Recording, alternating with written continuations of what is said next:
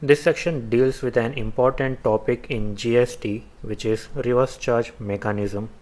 So since you have reached at this point in your course where you have learned how to pass some GST transactions, you might have done some research from your side as well, and you might have come across concepts like reverse charge mechanism. And I really appreciate if you are exploring about Tally on your own, because sometimes there may be few things which I might have missed out. But nevertheless, if you have not heard about RCM, then we are going to discuss about both the theory part and the practical part in Tally. Alright, so now let me explain what reverse charge mechanism is. But before understanding reverse charge mechanism, let's understand how GST works in usual scenario. Usually, when a buyer buys goods, what he does is he makes the payment to the supplier, and the payment consists of two components. So one is the taxable amount and another is the GST component. And what supplier does is he deposits the GST with the government. So this process is referred as forward charge mechanism. So you can read over here. Normally, supplier receives tax from the recipient of goods or services and deposits the same GST to the government. But in case of reverse charge mechanism, the recipient pays the invoice amount without GST component to the supplier, and what he does is he requires to deposit the GST from his end. So in reverse charge mechanism, the buyer is required to deposit the GST with the government.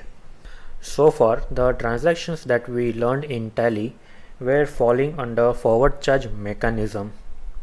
But there are certain rules defined by the GST Council which requires the buyer to deposit the GST under reverse charge mechanism. So what are the cases where reverse charge mechanism applies? There are two cases where RCM is applicable, and those cases are defined under the subsection 3 of section 9 and subsection 4 of section 9 of CGST Act. And what you are viewing on your screen is a compilation of rules which are defined in the respective sections.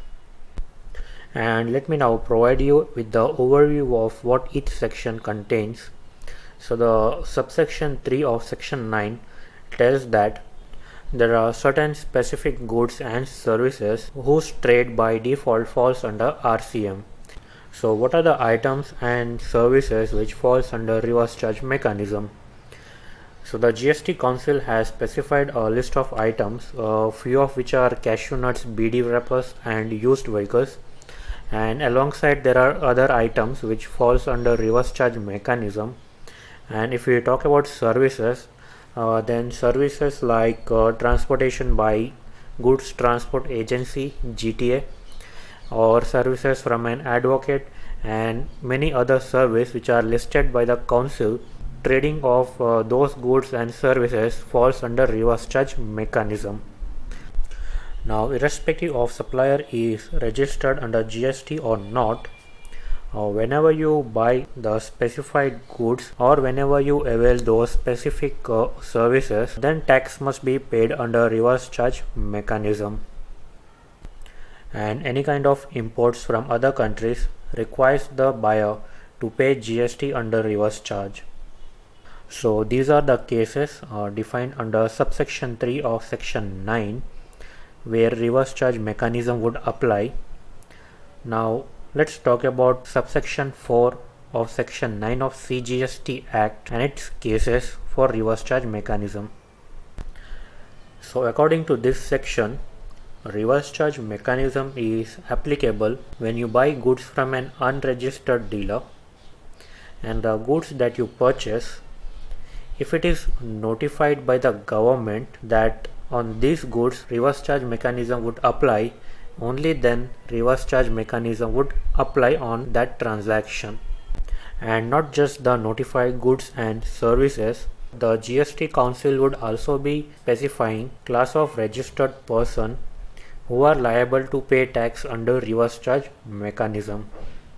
And the goods and services on which reverse charge mechanism would be applicable when you buy them from the unregistered dealer is yet to be notified by the council, and who all registered persons are required to pay under RCM is also yet to be notified by the council. So unless the council decides upon what goods and services when purchased from an unregistered dealer falls under reverse charge mechanism, and who all registered buyers are required to pay tax under reverse charge mechanism is decided, RCM under purchase from unregistered dealer would not be applicable. So at the time of making this course, neither the class of buyers nor the list of specified goods has been declared by the council. So what it means is that RCM would not be applicable whenever you buy goods from an unregistered dealer. But if you purchase goods like cashew nuts, BD wrappers or used vehicles, then reverse charge mechanism would be applicable. And the suspension for RCM under purchase from unregistered dealer is effective up to the end of September 2019.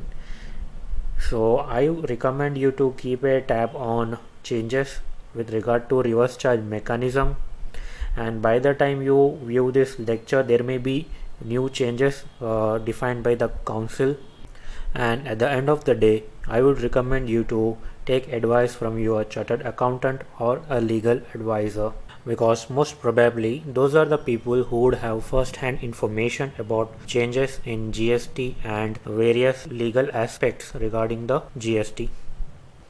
Alright, so these were few things that you were required to know regarding cases for reverse charge mechanism.